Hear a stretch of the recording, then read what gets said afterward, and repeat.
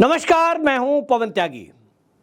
दिल्ली के मुख्यमंत्री अरविंद केजरीवाल शराब घोटाले के आरोप में दिल्ली की तिहाड़ जेल में बंद है, जो तिहाड़ जेल दिल्ली सरकार के ही अंडर में आती है।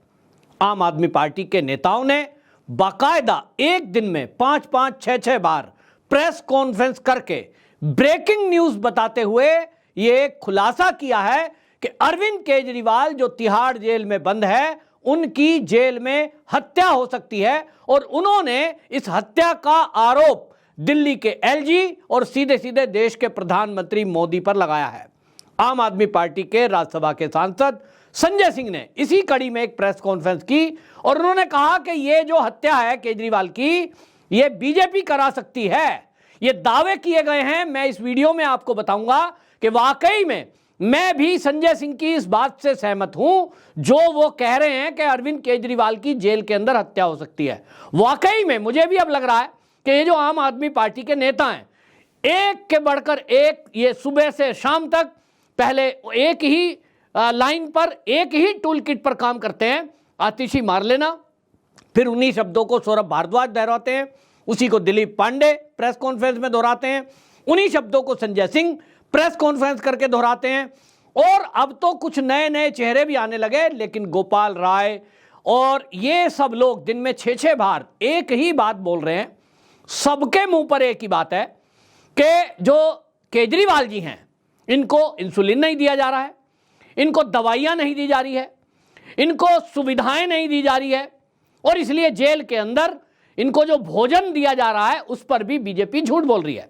बीजेपी के चार्ट में दिखाया गया, जो बीजेपी का चार्ट नहीं है वो तो जेल प्रशासन से आया है, तो आतिशी मार लेना उस पर भी सवाल उठा रही थी कि आखिरकार जेल का ये डॉक्यूमेंट ये ईडी ने पब्लिक में क्यों बताया। उसमें लिखा है कि मॉर्निंग में 6-6 अंडे, पता नहीं क्या क्या। बहरहाल मैं इस बात पर आ रहा हूं कि जो आम आदमी पार्टी के ये नेता आतिशी मार लेना, सौरभ भारद्वाज, संजय सिंह जो कि सांसद भी है भाई, जिम्मेदार हैं, और ये सब मंत्री हैं, सौरभ भारद्वाज, आतिशी मार लेना, गोपाल राय, दिलीप पांडे, इतने जिम्मेदार नेता हैं। अगर ये बात कह रहे हैं और एक ही बात को दिन में 5-5 बार, वो भी नेशनल मीडिया पर, आज तक जैसे चैनल, जी न्यूज जैसे चैनल, इंडिया टीवी जैसे चैनल, इतने बड़े चैनल पर बैठकर एक प्रदेश के मुख्यमंत्री के खासम खास, और आप सोचिए कि वो मंत्री हैं भाई, और वो अगर ये आरोप लगा रहे हैं तो इसको हल्के में नहीं लेना चाहिए। मैं ये बताऊंगा कि वाकई में जो ये आम आदमी पार्टी के नेता कह रहे हैं, आखिरकार इसकी हत्या हो सकती है। कौन कराएगा इनकी हत्या? मैंने इसीलिए ये जो टाइटल है इसका थंबनेल में लिखा है कि केजरीवाल जी की हत्या कौन कराएगा। वाकई में मामला गंभीर है और हमने देखा है कि राजनीति में कुछ भी हो सकता है। हमने इतिहास में देखा है और हमारे देश में हमने उस इतिहास को पढ़ा है कि राजनीति में बाप ने बेटे की हत्या करा दी, बेटे ने बाप की हत्या करा दी, पति ने पत्नी की करा दी, पत्नी ने पति की करा दी। और ऐसे में अरविंद केजरीवाल आज के जमाने में आम आदमी पार्टी के नेता हैं, जहां नित्य प्रति नए नए षड्यंत्र रचे जा रहे हैं। इस समय आम आदमी पार्टी की हालात यह है कि आप सोचें कि अरविंद केजरीवाल जो कि दिल्ली के मुख्यमंत्री और आम आदमी पार्टी के संयोजक हैं, उनको लेकर के जिस तरह की बातें की जा रही हैं, उनके राज्यसभा के 7 सांसद हैं, 7 गायब, कोई नहीं बोल रहा है। राघव चड्ढा जो आम आदमी पार्टी से ही उनकी पहचान बनी, स्वाति मालीवाल जिसको यह कहा जाता है कि वो पार्टी में शुरू की साथी अरविंद केजरीवाल की रही हैं, एक बहुत पुराना केजरीवाल का फोटो वायरल हो रहा है जिसमें स्वाति मालीवाल के साथ वो गली के कहीं नुक्कड़ पे खड़े गोलगप्पे खा रहे हैं। अब इतने पुराने लोग और ये अचानक से गायब हो जाते हैं। दूसरी बात आप देखिए कि अरविंद केजरीवाल जी जब जेल जाते हैं, उसके बाद एक लाइन शुरू होती है केजरीवाल जी के संदेश पढ़ने वालों की।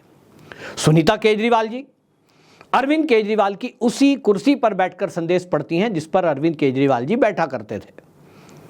स्वाति मालीवाल आती हैं, वो एक संदेश पढ़ती हैं, सौरभ भारद्वाज आते हैं, वो एक संदेश पढ़ते हैं, और ये क्रम चलता है। लेकिन इस क्रम में ब्रेक लग जाते हैं जैसे ही संजय सिंह को जेल से जमानत मिलती है और वो बाहर आ जाते हैं। ये तीनों लोग वो जो संदेश पढ़ने की एक परंपरा चलाई थी इन लोगों ने, उस पर ब्रेक लग जाते हैं और अचानक संजय सिंह पूरी मीडिया का हाइक अपनी तरफ कर लेते हैं। अब यह अचानक नहीं हो रहा है, आप इसको कनेक्ट करेंगे अगर डॉट्स को तो आपको समझ में आएगा कि आखिरकार आम आदमी पार्टी में चल क्या रहा है। संजय सिंह पर पूरा मीडिया फोकस हो जाता है। जैसे ही जेल के बाहर आते हैं, आम आदमी पार्टी के पूरे देश के कार्यकर्ताओं को लगता है कि अब आम आदमी पार्टी को संभालने वाला एक नेता आ गया है। जोरदार संजय सिंह का भाषण होता है, मीडिया अटेंशन मिलती है। अगले दिन मीडिया, फिर प्रेस कॉन्फ्रेंस, और सारा ये जो सुनीता केजरीवाल और जो आतिशी मारलेना सौरभ भारद्वाज थे, ये कहीं स्क्रीन से गायब हो जाते हैं। लेकिन सुनीता केजरीवाल कैसे सहन कर सकती थी कि ऐसा होने देती। और इसीलिए जब गुजरात के चुनाव के लिए स्टार कैंपेनर की आम आदमी पार्टी की सूची जारी होती है, उस सूची में नंबर 1 पर तो अरविंद केजरीवाल रहेंगे ही, पार्टी के संयोजक हैं लेकिन जेल में बंद हैं।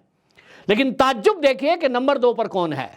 नंबर 2 पर जिस तरह से संजय सिंह को मीडिया हाइक मिल रहा था, जिस तरह से पूरे देश के आम आदमी पार्टी के कार्यकर्ताओं में एक जोश भरा था, जिस तरह से सबको एक उम्मीद लगी थी कि अब संजय सिंह ही वो व्यक्ति हो सकते हैं जो दिल्ली के सीएम भी बन सकते हैं, पार्टी के संयोजक भी बन सकते हैं, क्योंकि मोदी को अगर कोई सख्ती से घेर रहा है वो सबसे ज्यादा वो है संजय सिंह।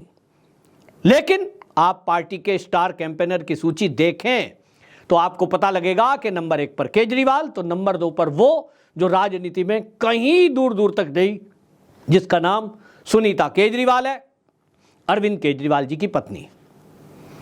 उनका नाम नंबर 2 पे आया।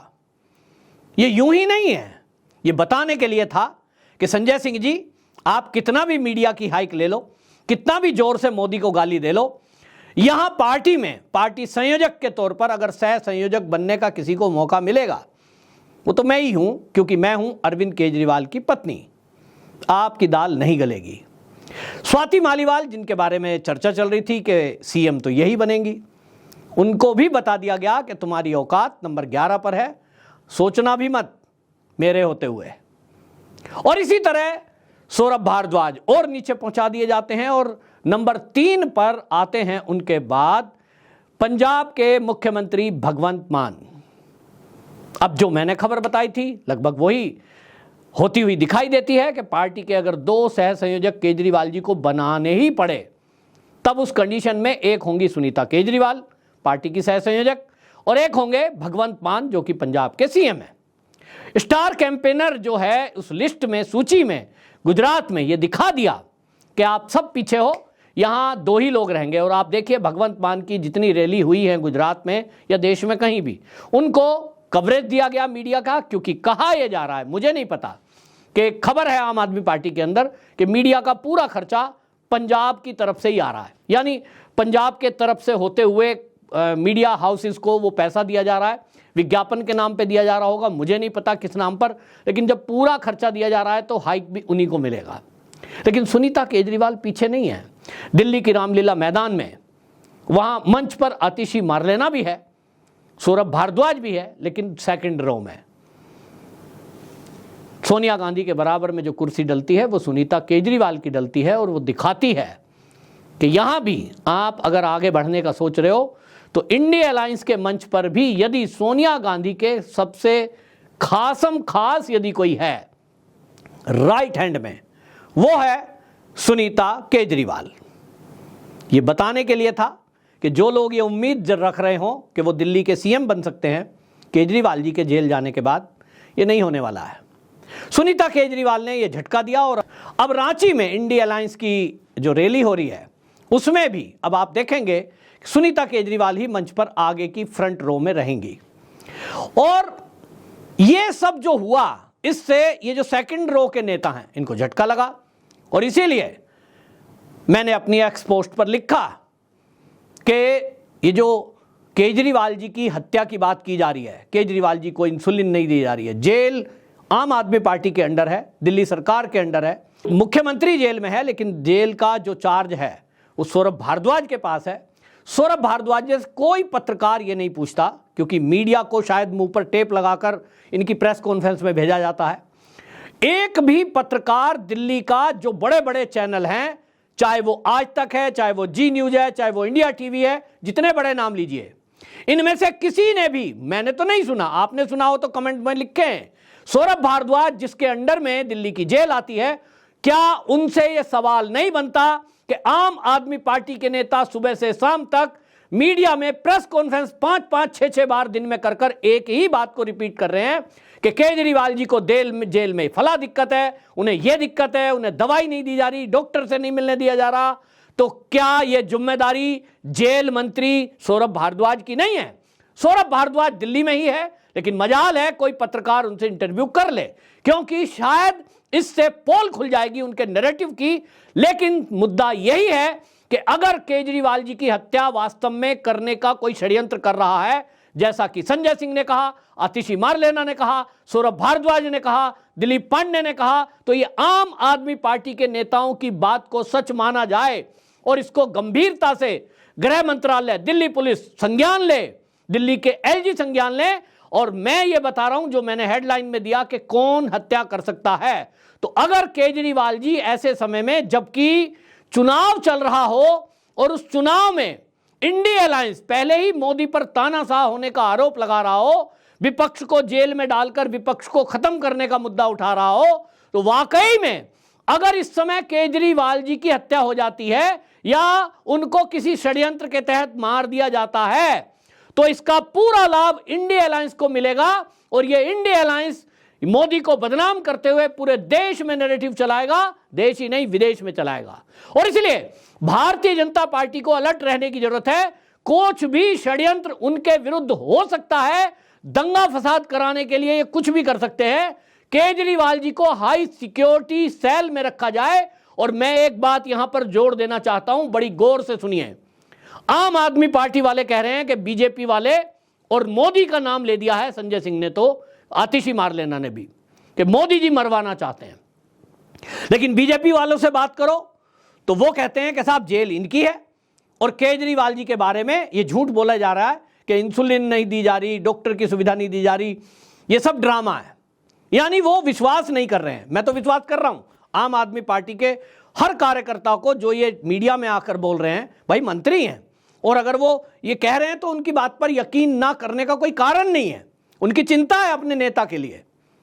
तो बीजेपी वाले कहते हैं कि आम आदमी पार्टी वाले झूठ बोल रहे हैं, आम आदमी पार्टी वाले कह रहे हैं बीजेपी वाले झूठ बोल रहे हैं।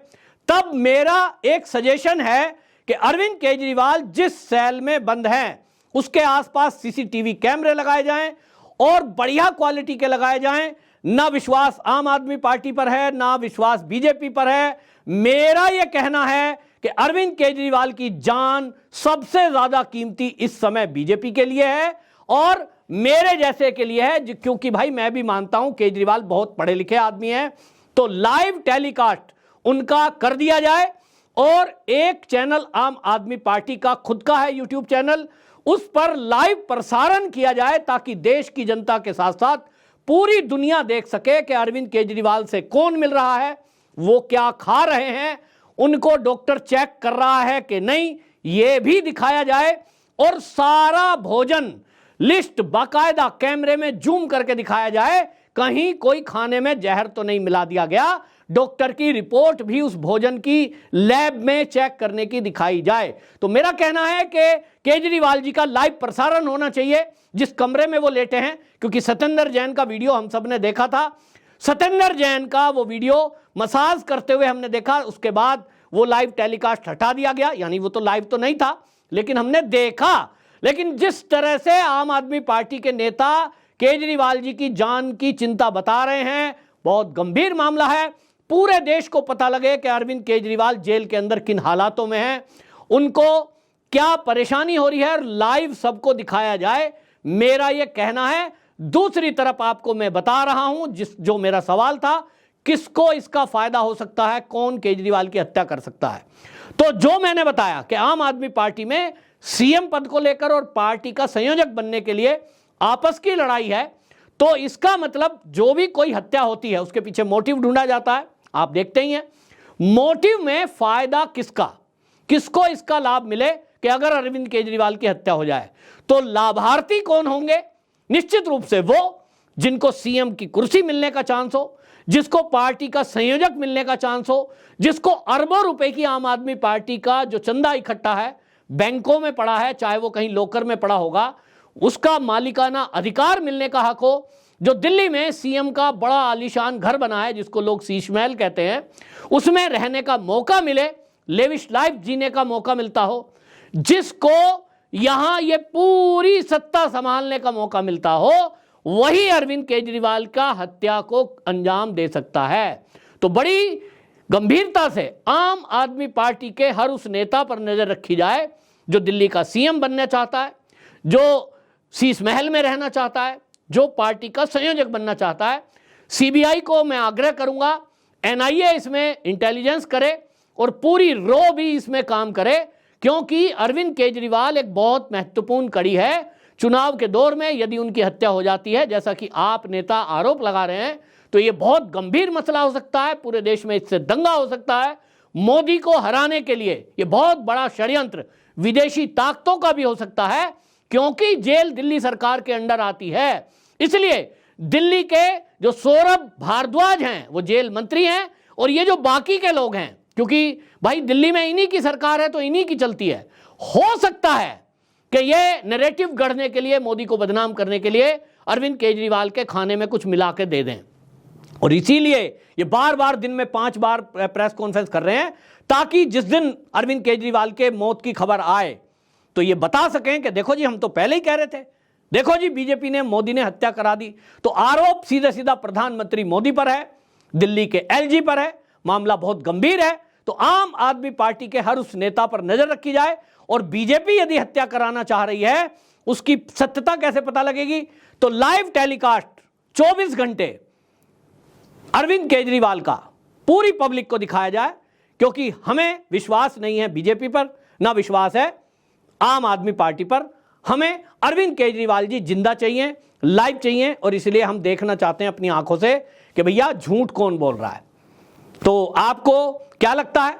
आप जरूर कमेंट बॉक्स में लिखें और इस वीडियो को शेयर भी करें, ताकि अरविंद केजरीवाल की जान की रक्षा हो सके। और मोदी को अगर बदनाम करने के लिए षड्यंत्र किया जा सकता है, तो मोदी जी को बदनामी से रोकने के लिए भी जरूरी है कि इस पर तत्काल मोदी जी संज्ञान लें। वंदे मातरम।